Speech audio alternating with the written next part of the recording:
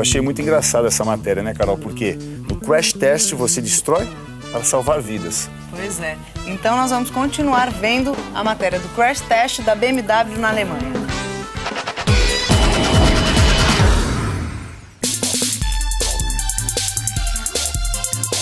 Câmeras de televisão de alta velocidade. Isso é registrado digitalmente, claro. Temos sensores de todos os tipos colocados dentro, fora, em outros cantos ainda do veículo. Acelerômetros de todos os tipos, transmissores de todos os tipos.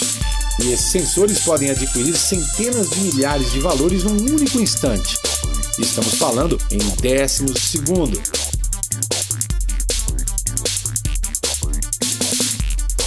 E para a gente entender um pouco essa diferença de custos, imagine o seguinte: o carro pode ser destruído, mas nenhum desses sensores de medição pode se quebrar, porque senão não teríamos por que fazer a avaliação. Eles não podem se quebrar, eles têm que registrar o impacto. Então o carro pode estar cheio desses instrumentos e eles, que custam fortunas, têm de superar e aguentar todo tipo de pancada a que o carro é submetido. Portanto, é importante lembrar, o mais barato nesse tipo de ensaio é realmente o carro que estamos destruindo. Outro detalhe interessante nesse tipo de ensaio é a iluminação. Você mesmo em casa já deve ter tirado muita fotografia e sabe a importância de uma boa iluminação. O controle do diafragma, da velocidade do obturador, coisas assim. Bem, a iluminação aqui é um elemento absolutamente importante. Isso vai ser registrado por um sem número de câmeras de alta velocidade. E quando eu falo de alta velocidade, estamos falando na ordem entre 5 e 10 mil quadros por segundo. A intensidade necessária de luz para se conseguir filmar e fotografar nessas condições é impressionante. E só se consegue isso através de um painel circular. É como se você tivesse um anel de luzes que envolvem o veículo lateralmente e também por cima. E esse sistema é que se encarrega de dar a intensidade de luz exata para que um evento tão caro e custoso seja devidamente registrado.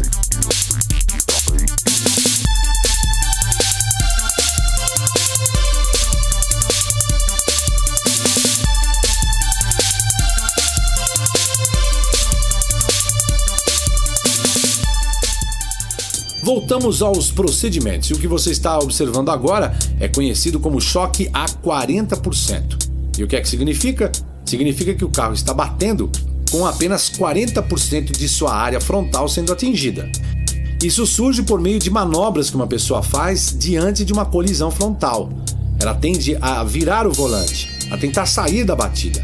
Mas quando ela bate nesses 40%, o que acontece com o carro é que ele acaba até girando um pouco.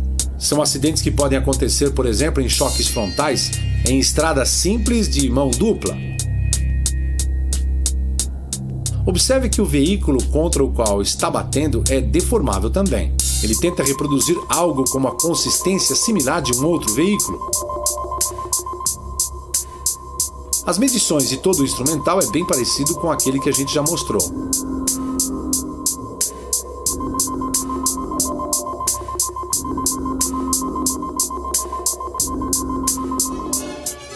Você já deve ter assistido na televisão e no cinema os filmes que normalmente mostram batidas e na sequência uma explosão. Na realidade, você sabe, não é bem assim, não tem nada a ver. Bom, os sensores que colocamos nos carros se dedicam a sistematicamente observar dentro do veículo o que acontece. E olhe, diante de uma situação de conflito, vamos supor que você tenha de tomar uma decisão e poder fazê-lo. Lógico que a tendência é você evitar o choque, e por uma razão muito simples, por causa de toda a energia que está no veículo no momento do acidente. Em caso de choque, tudo isso se dissipa num tempo muito curto. Significa, portanto, que aumenta brutalmente a potência e os danos dessa pancada. Já numa capotagem, toda essa energia vai se dissipando aos poucos e os danos aos condutores normalmente são menores. A possibilidade de sobrevivência, portanto, quando o carro capota é muito maior do que quando há impacto frontal. Lógico, se você estiver usando o cinto de segurança corretamente, porque do contrário você pode ser jogado para fora do carro. E é sempre preferível capotar do que se chocar, por incrível que pareça.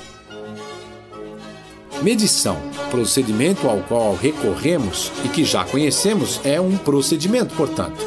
Velocidade estabelecida, ângulo de batida estabelecido, e aí se medem as consequências. E claro que existem tipos diferentes de capotagem. Aquele que se toca um objeto e sai voando, ou o que estamos assistindo agora, que é bastante comum também. Imagine que por algum motivo você acaba saindo da estrada, vai parar num barranco, e aí vai se encontrar numa situação em que o carro começa a girar, a dar voltas.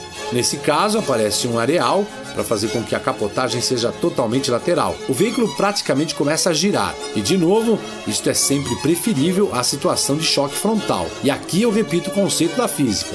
Toda a energia que o veículo trazia na hora da pancada acaba sendo dissipado em mais tempo e, consequentemente, os danos são menores. Aqui vemos o terminal que vai avaliar essa modificação.